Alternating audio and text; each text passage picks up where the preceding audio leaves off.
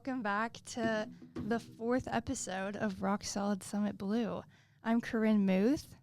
I'm Stephen Mason. And we are back this week with some exciting volleyball news. Over the past weekend, we have taken a win, a 3-0 sweep over Arkansas, and then another win over Oklahoma. It wasn't a sweep, 3-1, but two very exciting wins. It was a fantastic way to end out the regular season. They're both home matches, so win over Oklahoma was on senior day, so that was a very special and emotional day for a lot of those players who are making their probably what will be their last starts at Tennessee. Mm-hmm. The seniors were, quickly go down the list, Gulce Gustekin, Hayden Kubik, I need to get these names right, Claudia Pollock, and Kiki Granbury. I think that's all 5. Yep, that's 5. Yeah. It was I wasn't at senior night. I had to study for an exam, which was horrible, but you were. It was a very busy game because I was trying to mash together photography and with the keeping people updated on the Rock Solid's X page. Oh yes, that's right. Our Twitter account. We had this debate last week. X or Twitter. I can't. Whatever you all call it. Yeah. But yeah, it was definitely a fun game. It was probably the first 2 sets against Oklahoma were probably the best 2 sets I've seen this team play all year long. And it was against a pretty good Oklahoma team. Like they took Kentucky to 5 sets on the Friday before the game. Oh wow. They won the first 2 and then Kentucky pulled off the reverse sweep. So yes, it was a good Oklahoma team. Oklahoma kind of got back in it in the 3rd set. They won that, but then Tennessee completely closed the door on them in the 4th set and took home the win. That's a good win to get, especially on senior night. Give them a little confidence going into the SEC tournament. Tennessee is currently 19-6, ranked number 23 in the ACVA rankings. I think that's the RPI. Oh, I believe we're ranked higher in the ACA. Yeah, sorry. Oh, maybe. I sent you the wrong rankings. Maybe I'm looking at the wrong one. Yes. We'll get into why those 2 different rankings kind of matter a bit later when we talk about the NCAA tournament. But they are actually number 18. Oh. The latest ACVA poll. All right. Is the ranking updated? Did I read the wrong? Or not ranking. Game. Wins, losses. The RPI ranking is updated, and this one is also updated after the last weekend. So got it. Yep. Nice. 19-6. Well, I think we're in a good position to be in the tournament. Definitely a lock in the NCAA tournament. Just where we'll kind of fit into that whole picture will be interesting, and we can talk about it at the end. But I think we can go back and just talk a little bit about these numbers that we saw in these 2 games for the weekends. The hitting percentages were really good. They hit over 400 in both games. Super efficient. Yep. And that was really something that they had struggled with down the stretch against Kentucky the weekend before. But they were hitting really consistently, and they spread out the attack too. I thought the game over Arkansas, the sweep, I thought it was some of the better volleyball that they've played. I think that they struggled like a little bit in some areas, but I mean I thought it was good. I don't even think Arkansas is ranked or anything. No, they've had a very down season. Yeah, they have. But yeah, I thought that in a sense they didn't necessarily play like down to their level, but I just definitely think that there could have been, because the games or the sets or whatever, they weren't close, but I feel like they should have, they should have gotten to work a little bit faster. Yeah, I mean, they did rotate in a few younger players. Like Sydney Jones saw a whole lot of action, and she had a really good night. She tallied up 12 kills, which is only 1 behind Hayden Kubik, who led the team. Yeah. So, I mean, she had a fantastic night, and I think they also used that opportunity to get some of these younger players some repetition before we get down the stretch to SEC tournament play, NCAA tournament play, where you can't really afford to mess around, so you're going to be putting your best players in. Yeah, and if someone gets hurt, you should have those younger players ready to step seasoned, in ready to get in there. And I think Eve Rackamott's done a really good job of getting those younger players in the rotation throughout the season. They rotate a lot. They rotate so much. That's one thing I've noticed. It's like the refs always like sub, and I'm like, wow, again. But they've kind of locked into like their top players. I mean, obviously Hayden Kubik's going to see a lot. Star Williams has played really, really well these last few weeks. She I noticed towards like the beginning-ish, middle of the season, they weren't playing her as much, but then they kind of threw her back in there. Maybe she was hurt or something like that. But I have really liked watching her play. She hits really well, and I think she's excellent on offense and on the net. But like, I think the biggest addition to them in these last few weeks has to be Claudia Pollock returning to the rotation, and she's had a massive impact. We saw it very much so this last weekend. She had 6 blocks in both games against Oklahoma and Arkansas. She also had 5 kills, if my memory serves correct, in Oklahoma. But it's not even what goes on the stat sheet. It's just her presence at the net. She is giving those attackers on the opposition a whole lot of trouble. Yeah. You just gotta love it for her. She's given 5 years to this university playing here, and she had that really unfortunate injury early on in the year. She had to sit out for 8 weeks, I believe. So it's just been awesome. It's been awesome to see her get back in the rotation consistently. And I know this last weekend meant a lot to her because her parents came over from Poland with her siblings. So we had an opportunity to interview her after the game. She was clearly very emotional about the whole night, but just thrilled to be back in the lineup. Nice. Yeah, I think that, if I'm correct, she's the tallest player on the team at easily. 6'5", 6'6". Yes. Wow, that's very tall. I love watching her block. I think she's she moves really well. She's up at the net and she like reads the set really well. She always like goes like that with her hand. Like I'm like pointing my hands like at the outside of the oppo to like go over and block. I think she's a really good middle, and I have liked watching her. And it was cool this past weekend to get some stories from her teammates too. They did run a video at the end of the game to thank the seniors, and that she was referred to as the mother of the team. So we got to ask her about that afterwards, and she said that she's definitely played into that role as the most tenured person on the team, as the oldest member of the team, and she's just trying to support these younger players to get better and play better. Yeah, you need that. You need that, leadership from someone who's been there and who's, just knows the coaching and knows the drill and, the kind of the gauntlet of the SEC and, guiding those younger players and, okay, we're playing, blah, blah, blah. I'm sure that's been very beneficial for those younger players. But that day against Oklahoma was a great day, especially for those seniors. Gulce's parents also came over from Istanbul, so I know that meant a lot to her, and then also all the other seniors savoring the last few moments they have here in Tennessee, because it's possible that they come back and play here in the postseason, but it's unlikely.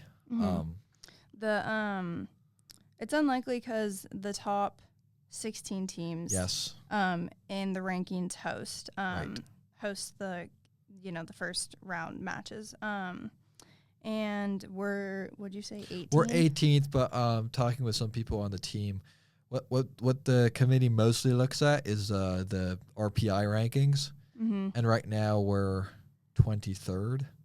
But it'll be very interesting because this is the first SEC tournament that we've had in over 20 years, I believe. So the committee's not really had to deal with that. But it'll be interesting to see if like a team like Tennessee goes on a run, maybe wins it or finishes second, how that will factor into it. And I would assume that if they win the SEC tournament, they would host the first round. I mean, I feel like they would deserve it at that point, even if they get second. Yeah. Because, I mean, we'll talk the gauntlet that they're going to have to run to win that. They'll have to. Right. Like, we're both looking at the bracket right now on our computers, but, we're in the quarterfinal bracket, and it's Kentucky, Texas A&M, and Texas. And those, are 3 very, very, very good schools in volleyball. We lost to Texas A&M a couple weeks ago. Lost to Kentucky. We lost to all Kentucky. 3 of those teams. Yes, we did. Although Texas was the 5 set. Yeah, that was a close, and it was at Texas too. Right. But if we even go back a bit further, I mean, Obviously, Tennessee gets the first 2 rounds they get to sit out for because they got that 4th seed. But they will be playing the winner of number 5 Florida, who will play the winner of Alabama or South Carolina. So you would assume that we'll be playing Florida in that first round. Yeah. And that's a team that the Tennessee lost to earlier this year. So in 4. In 4 sets? Yeah, I wasn't in 5. It was in 4. And that was kind of a shocker because Florida was unranked at that time. Yes. And we were ranked number 16. 16, yeah. Something like that. If you break it down, in order to win the tournament, we'd have to be 1, 2, 3 teams that we have lost to already this year. Yeah. So it's gonna be a challenge. It'll be a barn burner for sure. Just looking at this, it's like, oh my gosh. It's a very interesting format. So you have like the bottom 8 teams in the SEC playing on Friday, and the winners of those match play the 8th through, or the 6th through 8th seed teams, and the winners of those play the top 4 seeds. And Tennessee found themselves in the top 4, so that's gonna be very valuable for them, especially if they end up playing like a team like if Alabama or South Carolina can get through past Florida. You're gonna be playing a team that's played twice in the 2 days before. So that's a hard turnaround for some teams. Yeah, Kentucky, Tennessee, Texas A&M, and Texas are all in the number 4 seed. Right, quarterfinals, right? Quarterfinals. Already. Yeah, so good that we made it all the way up there.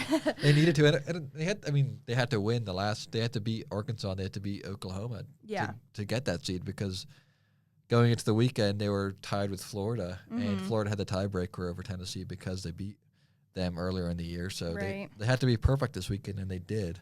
Yeah. Interestingly enough, yes. Yeah. Oklahoma had a lot to play for on Sunday, too, because if they would have won that game, they would have gotten the 8th seed. Yeah. Which would have given them a first-round bye.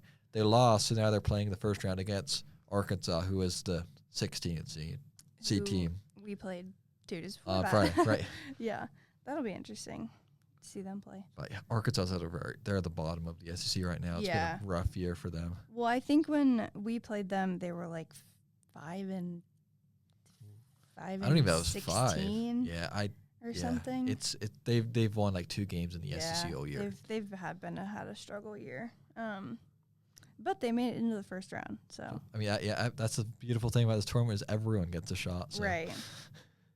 All 16 teams will be in Savannah, Georgia, and that kicks off at noon tomorrow. The first game will be the Arkansas-Oklahoma game, and then they'll keep on rolling with the second round on Saturday. Quarterfinals will be on Sunday. Tennessee's first game will be at 2 p.m. on Sunday, and then semifinals will be Monday, and the championship will be played Tuesday. And all those games will be on the SEC network, so easy to find.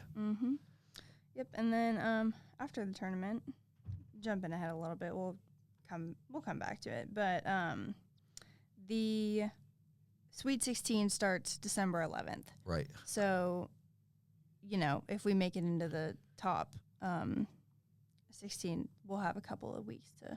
Well, I think the tournament starts. If I'm not mistaken. Selection Sunday is on November the 30th, and then the first round will be played December 1st through December 3rd through the 5th, and those will be on-campus games. So that will be an opportunity for Tennessee to host in that round. If they do lock up a top 16 seed, then they'll host 3 other teams here in Thompson-Boling Arena, and then they'll probably have to hit the road for the second round and play at a top 4 seed probably. Yeah, which will be difficult if they make it that far. If they make it. I just hope that we see him back here again. Yeah, me too. That would be cool. But it is a long shot. Obviously with the selection committee's criteria, which mostly relies on the RPI, and Tennessee is not in the position right now.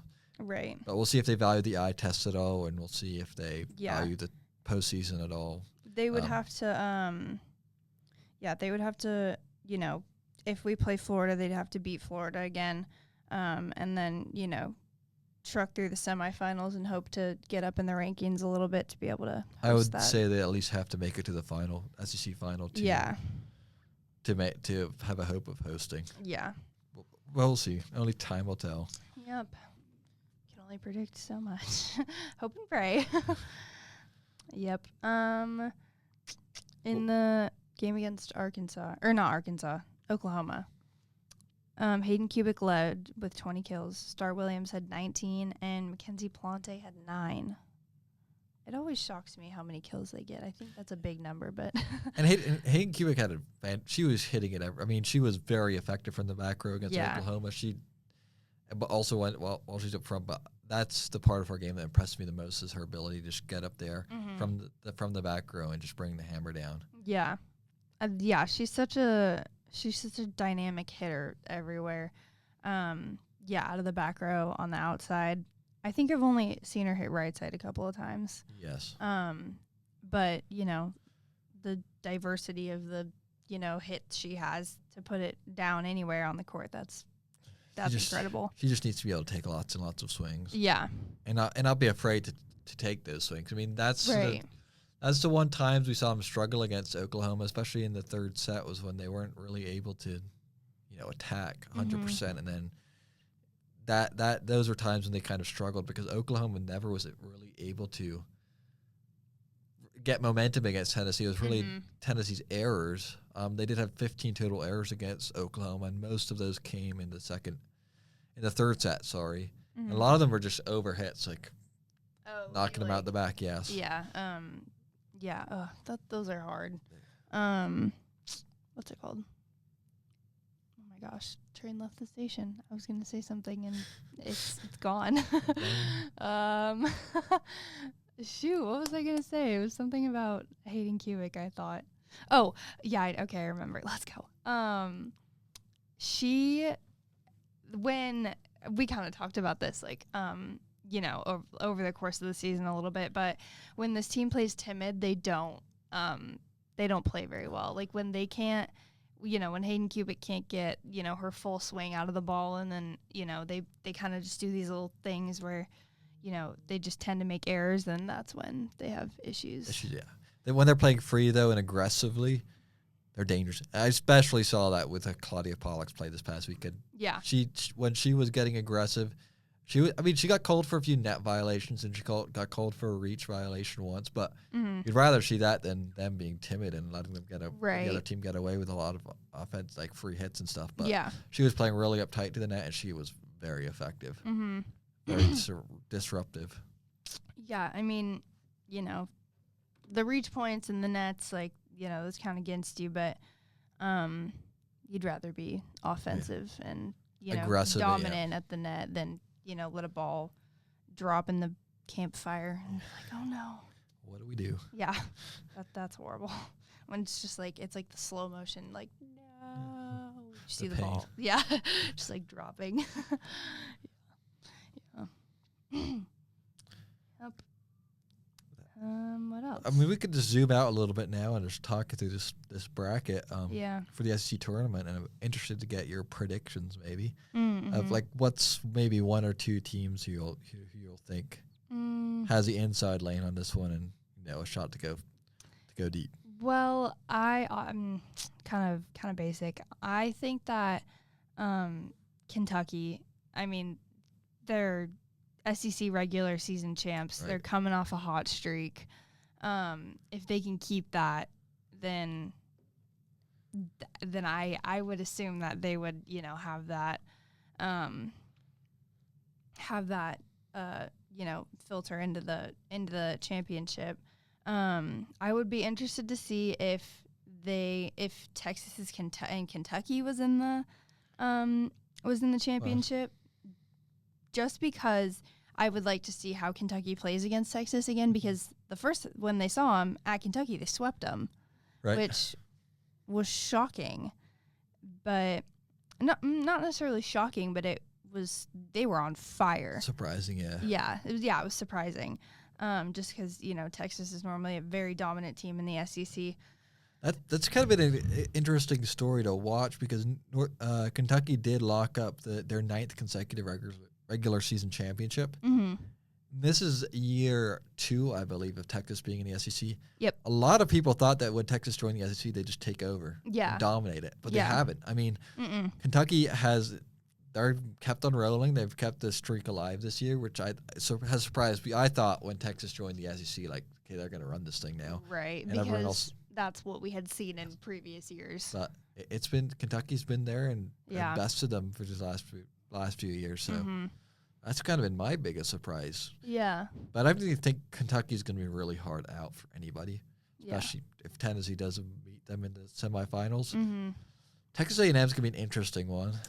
Texas A&M has a very good offense, and honestly, and defense. They have one of the best blockers in the country. Yes, I think I said this when we talked about them a couple weeks ago, but like watching them block, I was blown away. Like it was literally, it wasn't, and these girls weren't even necessarily, like 6'4", 6'5", like, they were just good with the position they were blocking at, and it really surprised me. And they beat Texas earlier this season. So at Texas A&M, that'd be a really interesting rematch too.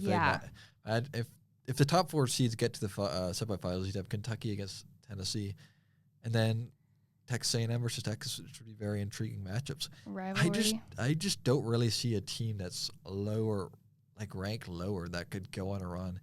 Maybe Florida. I think Florida is like the one team that is capable of that. I agree. I think Florida is really the only intriguing one here. For reference, in the second round, it's Florida, Auburn, Georgia, and Missouri. Right. Missouri was good when they played us. They were very good. Oh wait, Missouri was the one where that girl was. Oh, they beat us, didn't they? Did they? They did. Oh, maybe they did. They were the mouthy people. ones. Yeah, my goodness, I forgot about that game. Steven has trauma from that game. Well, it was just like what are we doing? At this point? Like, it was disgusting. Yeah, I would That's all I'll say. Florida. Honestly, even though Missouri beat us, I don't really think that they could. No. I don't think that they could. I think there's a pretty big gap between like the top of the SEC and the bottom. Right. And like right now, the predictions are that I've seen, the last ESPN predictions for the postseason has as the SEC getting 5 teams into the NCAA tournament, and that would be Kentucky, Tennessee, Texas A&M, Texas, and Florida. Yeah. And no one else is really. Yeah, no at one that level. No one else on this list really stands out to me. Which is very interesting. Right. Yeah. I think we're used to a little more depth, but. Yeah, I think. Yeah, I mean, I think we're maybe it's because our perception has been swayed because of football. Right. But normally you see the SEC dominating like top everything. And it's not. They do have some of the best teams in the country. Like if you look at the rankings, you have Texas A&M, you have Kentucky, you have Texas. Yes. All in the top 6. So 3 of the top 6 are SEC schools, but then you have a pretty big jump getting down to Tennessee is the next one at 18. Yeah. So it's kind of top heavy. Like it wouldn't surprise me at all if the national champion does come out of the SEC between Kentucky, because I think Kentucky, Texas, and Texas A&M are all capable of going all the way. Yeah. And then Tennessee's a long shot, but. Yeah. I'll be interested, like when we do get into the tournament. How we match up to other. Yeah, not necessarily the SEC tournament, but, the Sweet 16 and all that. Obviously, for the 800th week in a row, Nebraska, 26-0. 26-0. They did drop their first set. They did drop a set, yes. Wow. Who was that? I think it's USC. I think it was at USC. Oh, you might be right. And that game was wild because it looked like a Nebraska home game. Yeah. It was, and I was like, I think USC set their like attendance record. There's a lot of Nebraska fans. Yeah. I think they all want to make the trip out to South California. Yeah, get the weather, because Nebraska probably gets a bit depressing this time of year. Yeah, probably. Everyone's like, let's go to California. But it was wild because it literally sounded like a home game. Yeah, it was crazy. Yeah, when they I saw the post like on it was like the the NCAA volleyball Instagram thing or something. And it was like Nebraska dropped, and then I read it wrong, and I was like, oh my gosh, they lost. No. I thought they lost to USC, and I was like, that's crazy. And then it said dropped a set for the first time, and I was like, oh my gosh. How earth-shattering. Right. I thought they lost the whole thing, but they did not. They dropped a set. What, like 48 straight sets or something? Insane like that. Yeah, a big number like that. But yeah, that was crazy. I saw that in all caps on the Instagram, and I was like, oh my goodness. Where's USC now? Are they ranked? I believe they are. Maybe not. USC normally puts up a pretty good. Southern California, yeah, 16. Oh, so okay. They're good. They're good. All right, let's go. Good job, guys. That's a new Big Ten edition too. Like this. Yeah. Conference changes. Yeah, they got rid of the Pac-12. Yeah, that's sad. I know. Cause like no one really. I mean. Honestly, I don't even remember who was in the Pac-12. Well, you had USC, you had Oregon, you had UCLA. I feel like that regional like rivalry. That's what I thought. So much better than playing teams like Rutgers and stuff like that. Like, what are we doing? Yeah, I like the Big Ten, but I also arguably that is probably one of the harder divisions conferences to play in, because you have UCLA traveling to Penn State. Like, what are we doing? Like, that's insanely far. And a lot of these conferences break up their games with like a midweek game and then a weekend game. I think the SEC does a good job because Tennessee's always had a Friday game and then a Sunday game, which is nice for the student athletes because they are students after all. Right. They get to class. They can get a full week of class in, and they just miss Friday. Right. And often the SEC breaks it up so you're either having 2 home games in a weekend or you're having 2 road games. Right. Which is nice too. Yeah. So. You're not doing one. I feel like that's a good way to do it rather than having them travel out like halfway across the country in the middle of the week and then coming all the way back and then going. That's like, insane. It's a rough life. Yeah. So we have in the top Nebraska. I'm looking at the wrong one. I think you're looking at the right one. I'm looking at the AVCA. Oh yes. Okay. I think I'm in the. And then you also have the D1 committees, the top 16, but that's over a month out of date. So yeah. Okay. I don't think it's very relevant right now.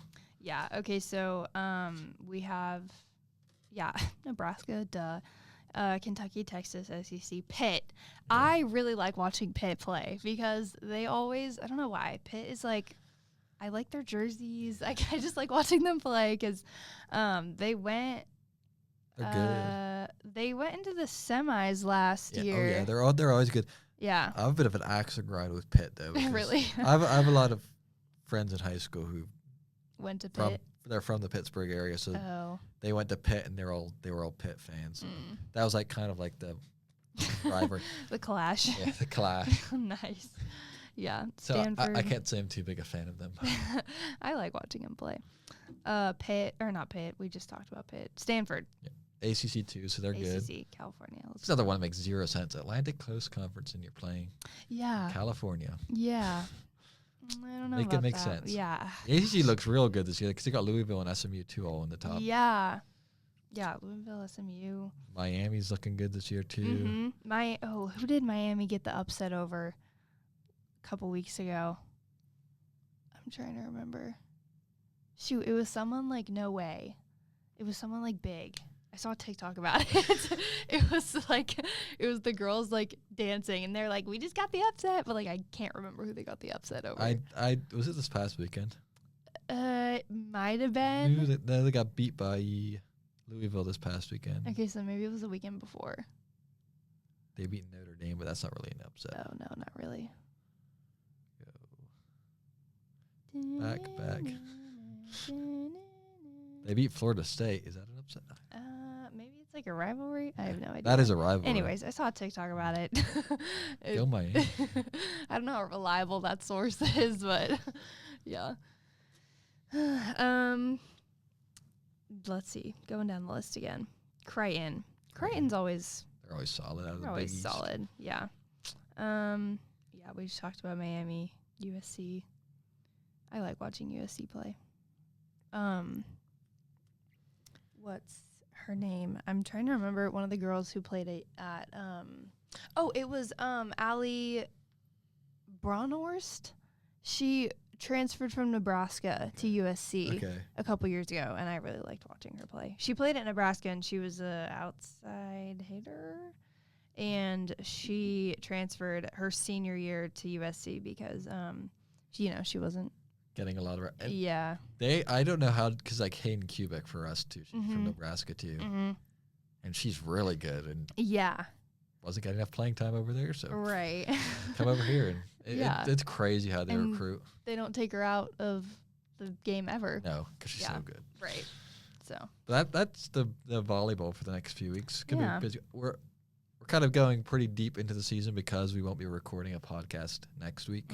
That's right. It is Thanksgiving, so we are off the clock for a week. But we'll try to fit one in before winter break. Yeah. We don't have that much time, but I feel like we'll manage to get at least one more. Yeah, I think. Yeah, I come home Saturday and then I'm here the whole week, so we can do whenever. But yeah, and hopefully we will be able to, break down this SEC tournament, and also break down the selection. Right, because we will have a lot of information in a couple of weeks. That'll be exciting. I think we should stay tuned because I think we should record earlier in that week after November 30th, after they release the bracket.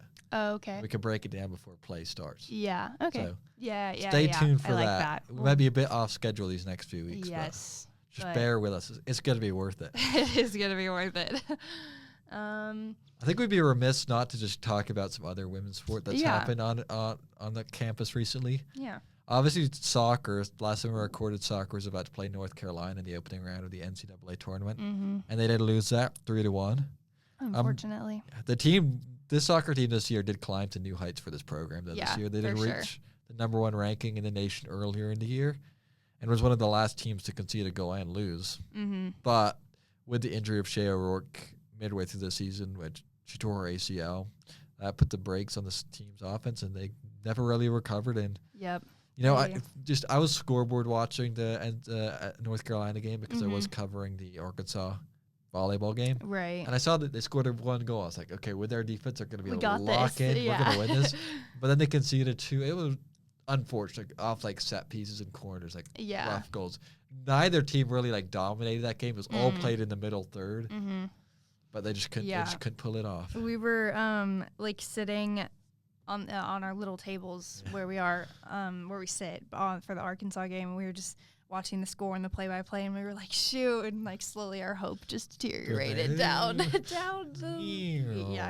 dying, crash and burn. But they had a decent season. They put together, the program hasn't historically been one of the best of the countries, and they're slowly climbing up in there. Yeah, and even with her ACL injury, they had that spell where they didn't score any goals. Really, the last 10 games they scored, the 1 against Alabama and the 1 against North Carolina. So it was a rough stretch. Yeah. So, considering that, they lost a really good part of their offense, even watching them play, they were still very dominant. They just couldn't connect. Yeah. They just couldn't make it happen. When I saw that they drew North Carolina in the first round, I'm like, oh my, because North Carolina was the number 1 team in the country coming into the year.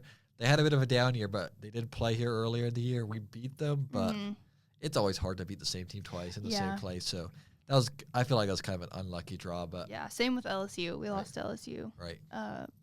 2-0, and we beat them 2-0 in the beginning of the season. It's hard to beat the the twice, especially when you're not full force. Right. But that was the soccer season. Yeah. Basketball season is starting. The Lady Vols hoops is starting to wind up a little more. And they've had a few what should be relatively easy non-conference games, but they made them a bit harder than I think they've wanted them to be. Yeah. I know Coach Kim Conwell's not happy with the way they're playing right now, but she's also thankful that they can sort these issues out now in the middle of November rather than February or March. They do play tonight, though. They do. Against Middle Tennessee State on the road, which could be a... I feel like that'll be kind of a... Not necessarily a test game because that's not, a hard game to play, but... They can sneak up on you. Right. They beat us 2 years ago when Kelly Harper was our coach. Right. In Birmingham, and then they always put up a good fight. Yeah. So interesting watch. But then once they've finished that game, the season really gets taken to the next level because they're hitting the road, heading out to the West Coast, California, your stomping grounds. Yep. They play a number 3 UCLA team, and then hopefully they beat a Stanford team. Yeah. Those are going to be 2 tough games. Those are going to be 2. They're not going to be coming back to Knoxville between them, so. No. Oh, wow. Yeah. They play, UCLA Sunday, November 30th, which is unfortunate because I kind of wanted to go watch that game. It'd be cool to go watch my school play in your home? my, kind of hometown-ish. Yeah, I have a teacher at my high school, and she has UCLA plastered everywhere in her classroom. I feel like she ran track there, so she's like, I feel like I'm going to be that kind of teacher. Though. Yeah. Yeah, I mean, it's, like, insane. Like, genuinely, it's the craziest. I will be that. It's like a shrine. Yeah. Her classroom is like a UCLA shrine. It's crazy.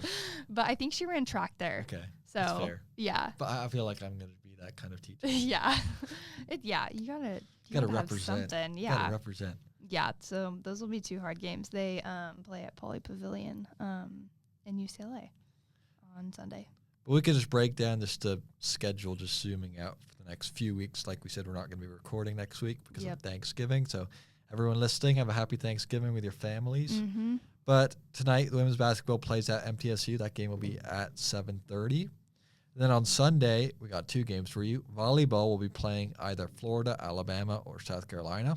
Mm-hmm. And that game will be played at 2 p.m. in the SEC tournament. And basketball will be back at home versus Coppin State in the Food City Center, and that game will also be played at 2 p.m. And then hopefully that's an easy game. Hopefully. And then that's when it racks up for them. Yeah. But then there's potential volleyball games on Monday and Tuesday. Obviously, that hinges on whether they win on Sunday. Because of the single elimination. Yeah. Right. And then the following week, starting November 31st.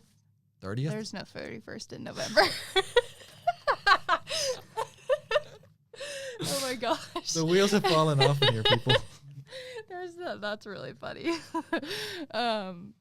Steven just threw his head back and was like, oh my gosh. It's okay. It's been a long week. It's been a long week. Have you had exams this week? Because I have. And a lot of assignments too. There's no brain. There's not a lot of function going on. Oh my gosh. Yeah. Sunday, November 30th is when they start that. Number 3 UCLA and Stanford. Yes. And then Monday, December 1st. Right. I have a paper due that day. Oh my. That's like the end of semester. Right, yeah. Exciting programming note. We do have cameras installed in this room. We do. And hopefully, fingers crossed, starting in the new year, you will have a video of us. Yes. And you'll be able to see the epic fails that we have in here like we just had. Luckily, we'll have no video evidence of that one. But yeah. Darn. It's a good one. That's it's a good one to have. I think we should wrap it up pretty soon. Yeah. Things get to. But thanks for joining us. This has been episode number 4 of the Rock Solid Summit Blue podcast. Everyone have a happy Thanksgiving. You can have a happy Thanksgiving, California. Yes. We'll California see you. Thanksgiving. Yes. I have no idea what that's like, but it's sunshine. Nice. That's what it is. Nice. It's 70 degrees. That is nice. It's beach weather. That's the kind of Thanksgiving that I want. It's lit. Last Thanksgiving I had was on the beach in Portugal. Oh, that's amazing. That's a good one. That Forget mine. Yeah. That was like next level. Nice. But, yeah, we it's actually really funny. We ditched California and we went to the Caribbean one. Oh, no, because like California's weather's not good enough for you. I guess not for my grandparents. Maybe they're too cold. I don't know.